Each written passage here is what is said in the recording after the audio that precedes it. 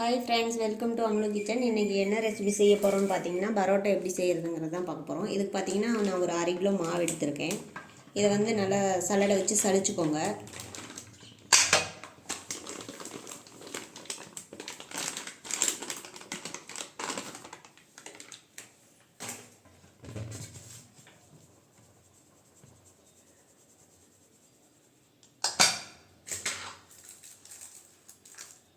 இது கூட பார்த்திங்கன்னா 1 ஸ்பூன் வந்து இட்லிக்கு போடுற சோடாப்பு தான் போட்டிருக்கேன்.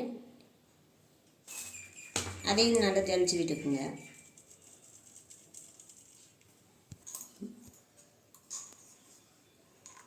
இப்போ பார்த்திங்கன்னா இதுக்கு தேவையான அளவு தூள் உப்பு சேர்த்துக்கோங்க.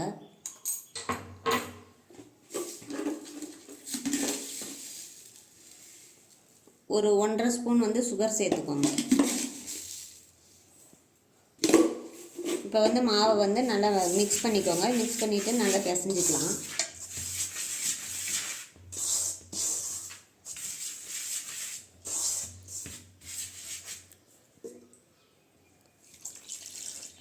கொஞ்சம் கொஞ்சமாக தண்ணி சேர்த்து பிசைஞ்சிக்கோங்க.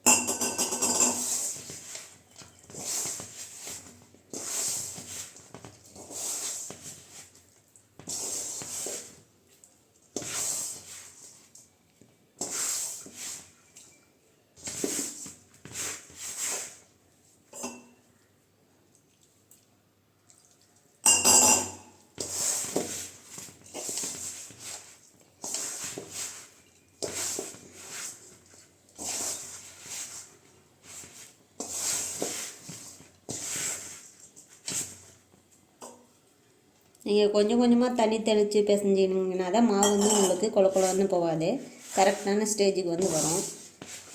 அதிகமாக தண்ணி சேர்த்துட்டிங்கன்னா வந்து உங்களுக்கு மாவு வந்து ரொம்ப கொலன்னு போயிடும். அதனால் கொஞ்சம் கொஞ்சமாக பார்த்து சேர்த்துக்கோங்க.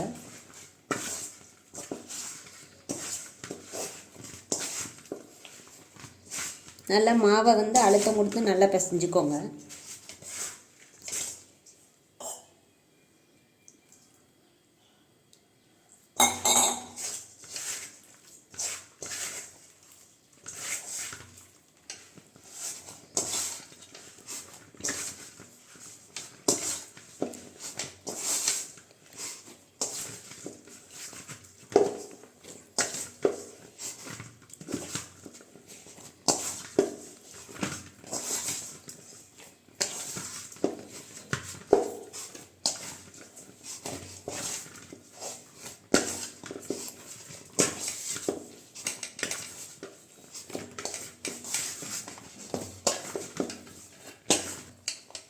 பார்த்திங்கன்னா இப்போ நல்லா சப்பாத்தி மாவு அளவுக்கு நல்லா பிசைஞ்சாச்சு.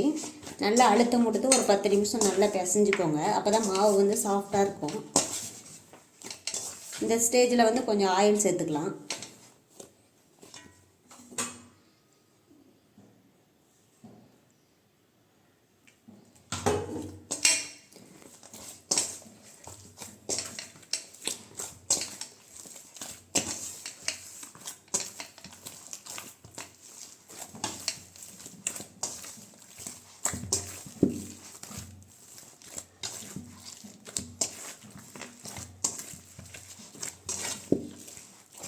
நீங்கள் பிசைகிறப்பயே இந்த மாவு பார்த்திங்கன்னா நல்லா இந்த ஆயிலெலாம் வந்து நல்லா அப்சர்வ் பண்ணிக்கும். அந்த அளவுக்கு நல்லா அழுத்தம் கொடுத்து நல்லா பிசைஞ்சிக்கோங்க.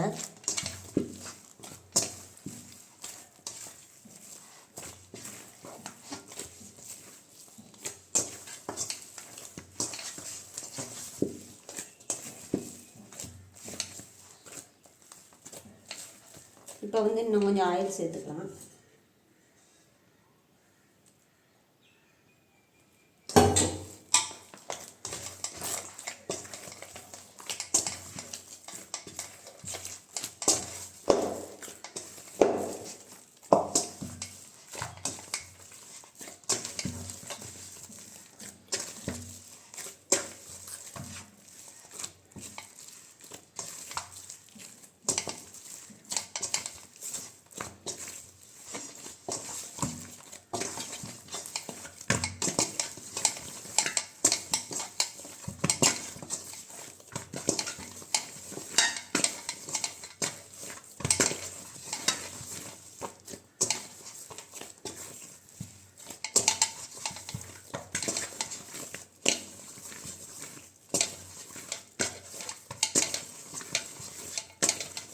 பார்த்திங்கன்னா நல்லா பாருங்கள், முன்னே இருந்ததுக்கு இப்போ நல்லா எப்படி மாவு வந்து சாஃப்டாக ஆயிடுச்சுன்ட்டு.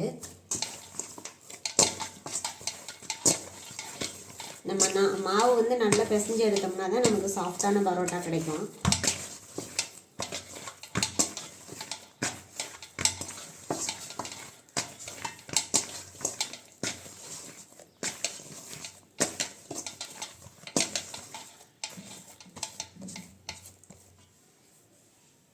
இப்போ பார்த்தீங்கன்னா நல்லா மாவு வந்து பிசைஞ்சாச்சு. பாருங்கள், உங்களுக்கு பார்த்தாவே தெரியும் எவ்வளோ சாஃப்டாக இருக்குது அப்படின்னு சொல்லிட்டு. இப்போ மேலே வந்து ஆயில் நல்லா அப்ளை பண்ணிக்கலாம்.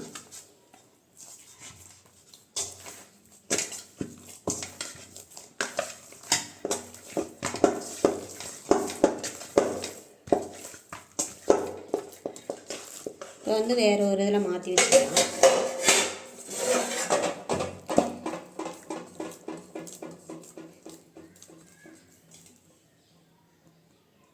லேசாக வந்து ஆயில் நல்லா அப்ளை பண்ணிக்கோங்க. இது அப்போ தான் வந்து காஞ்சி வராமல் இருக்கும். நீங்கள் ஈர துணியை கூட மேலே போட்டு கவர் பண்ணிக்கலாம். நான் வந்து ஆயில் தான் அப்ளை பண்ணி வச்சுருக்கேன். இப்போ வந்து இதை ஒரு பிளேட் வச்சு ஒரு 1 hour வந்து நம்ம ஊற வச்சிடலாம். நீங்கள் வந்து ஒரு 2 மணி நேரம் கூட ஊற வச்சுக்கலாம். உங்களுக்கு டைம் எப்படியோ அந்த அளவுக்கு ஊற வச்சுக்கோங்க. நீங்கள் 1 hour ஊற வச்சாலும் ஊற வச்சுக்கலாம். இப்போ பார்த்தீங்கன்னா மாவு வந்து ஒரு 2 மணி நேரம் நல்லா ஊறி வந்துருச்சு. நல்லா இன்னொரு டைம் நல்லா மிக்ஸ் பண்ணி விட்டுக்கோங்க மாவை.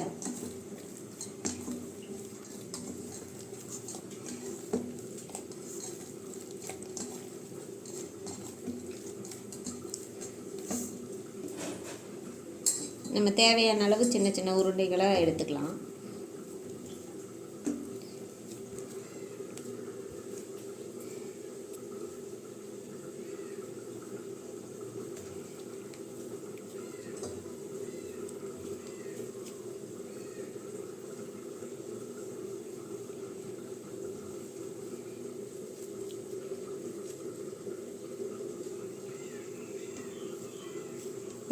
இந்த மாதிரி சின்ன சின்ன உருண்டைகளாக ஃபஸ்ட்டு ரெடி பண்ணிக்கோங்க.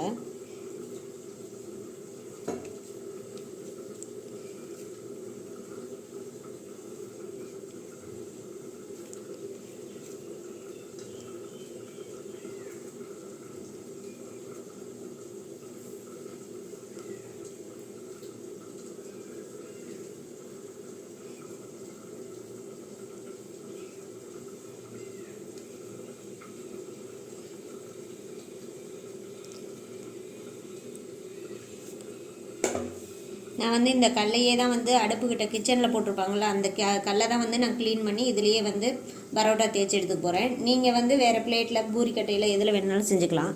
இந்த மாதிரி செஞ்சிங்கன்னா உங்களுக்கு நல்லா லென்த்தாகவும் வரும், ஈஸியாக இருக்கும் தேய்க்கிறதுக்கு. ஆயில் போட்டுக்கோங்க நல்லா.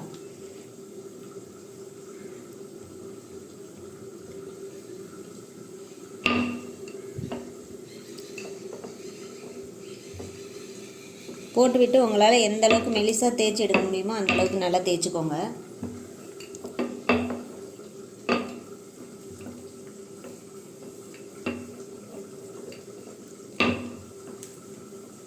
சேஃப்லாம் எந்த சேஃப் வந்தாலும் பிரச்சனை இல்லை. நீங்கள் வந்து நல்லா மெலிசாக தேய்ச்சி எடுத்துக்கணும்.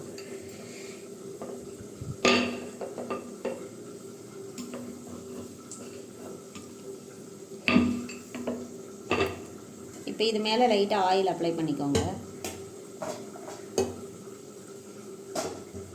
பண்ணிவிட்டு இன்னும் மெலிசான லேயரை நல்லா தேய்ச்சிக்கோங்க.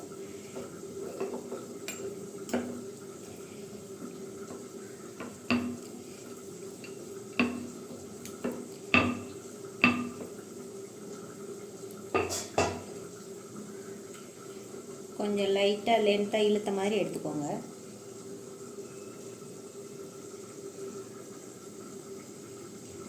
இந்த மாதிரி உருட்டிக்கோங்க.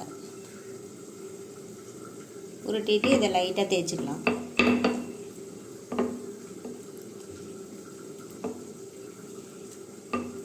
ரொம்ப மெலிசாகவும் இல்லாமல் ரொம்ப திக்னஸாகவும் இல்லாமல் இந்த அளவுக்கு தேய்ச்சி எடுத்துக்கோங்க.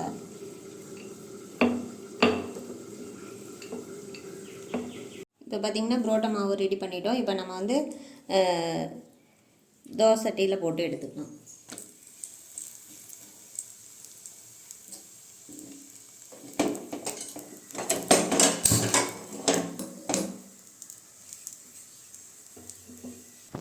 இப்போ வந்து கொஞ்சம் மேலே வந்து ஆயில் போட்டுக்கோங்க. ஆயில் போட்டு திருப்பி போட்டுக்கோங்க.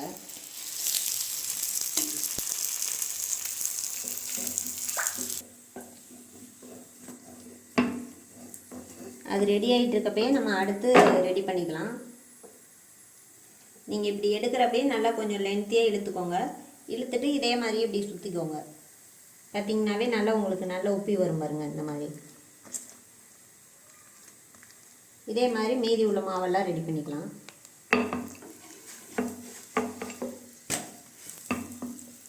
ரொம்ப மெலிசாகவும் இல்லாமல் ரொம்ப திக்னஸாகவும் இல்லாமல் கரெக்டாக அந்த புரோட்டா இதுக்கு ரெடி பண்ணிக்கோங்க.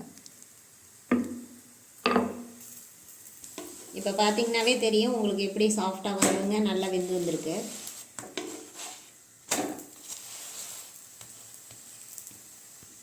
இப்போ பார்த்தீங்கன்னா நல்லா வெந்து வந்துட்டு பாருங்கள். இதுலேயே உங்களுக்கு லேயர் லேயராக நல்லா தெரியும். இந்த ஸ்டேஜில் நம்ம எடுத்துக்கலாம். அடுத்தது போட்டுக்கலாம்.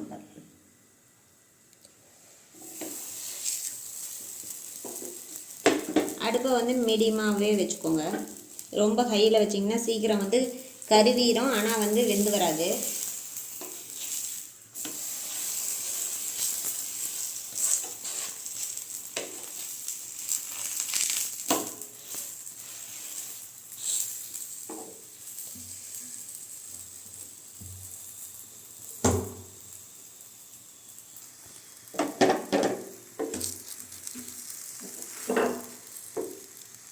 இப்போ பார்த்தீங்கன்னா நம்ம புரோட்டா செஞ்சு எடுத்துகிறோம். இது பாருங்கள், உங்களுக்கு நம்ம தட்டில் ஒன்றும் பண்ணல, எப்படி லேயர் லேயராக வந்திருக்குன்னு பாருங்கள். கடையில் வாங்குறதை விட சூப்பராக சாஃப்டாக இருக்கும். இங்கே பாருங்கள், லேயர் லேயராக நல்லா சூப்பராக வந்திருக்கும்.